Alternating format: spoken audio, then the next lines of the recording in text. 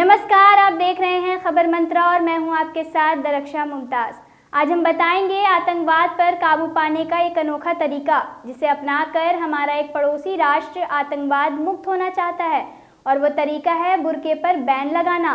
France और Switzerland के बाद अब एक और देश ने भी बुर्का पहनने पर प्रतिबंध लगाने का फैसला किया है। आइए जानते हैं कि ये कौन सा देश है और इसके इस फैसले के पीछे की वजह क्या है। बुर्का पहनने से व्यक्ति का चेहरा नहीं दिखता, जिससे आतंकी घटनाओं को बढ़ावा मिलता है। जी हाँ, ये मानना है श्रीलंका के सार्वजनिक सुरक्षा मंत्री सरथ वीरासेकेरा का। उन्होंने देश के सुरक्षा हालात को मजबूत करने के लिए बुर्के पर प्रतिबंध लगाने का फैसला किया है।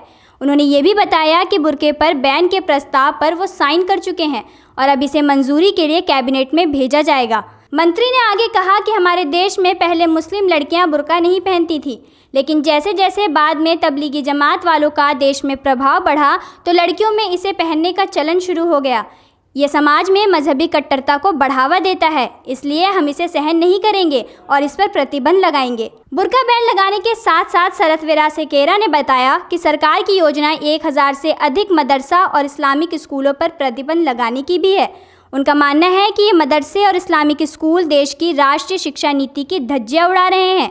वो आगे कहते हैं कि देश में सभी को अपनी आस्था का पालन करने का अधिकार है, लेकिन इसका मतलब ये बिल्कुल नहीं है कि कोई भी व्यक्ति अपनी आस्था के नाम पर मजहबी स्कूल खोल ले और वो सब सिखाना शुरू करे जो वो चाहता है। श्रीलंका में पहले भी अस्थायी रूप से बुर्के पर प्रतिबंध लगाया गया था। उस समय भी राष्ट्रपति गोतबाया राजपक्षे ने देश में कट्टरपंथ को जड़ से खत्म करने का दावा किया था। बता दें कि लिट्टे के गृहयुद्ध के दौरान गोतबाया राजपक्षे देश के रक्षा मंत्री थे और उनके बड़े भाई महिंदा राजपक्षे देश के राष्ट्रपति थे। उस समय गोतबाया को देश में उग्रवाद को कुचलने का श्रेय दिया गया था। बता दें कि श्रीलंका सरकार का ये पहला बेतुका फैसला नहीं है। इससे पहले भी कोरोना वायरस को फैलने से रोकने के लिए श्रीलंका सरकार ने मुसलमानों की लाश को दफनाने के बजाय जलाने का आदेश दिया था। इस फैसले का श्रीलंका में रहने वाले मुस्लिमों समेत कई इस्लामिक राष्ट्रों ने भी विरोध किया था। श्रीलंका सरकार के बुर्का बैन किए जाने के फैसले के बाद बड़ा सवाल ये है कि आज के समय में कोरोना से बचने के लिए लोग मास्क से अपना चेहरा ढक रहे हैं, तो क्या आने वाले समय में इस पर भी पाबंदी लगा दी जाएगी? बहरहाल अब देखना यह है कि सरकार के बुर्का बैन किए जाने के फैसले को दुनिया भर के लोग किस रूप में लेते हैं।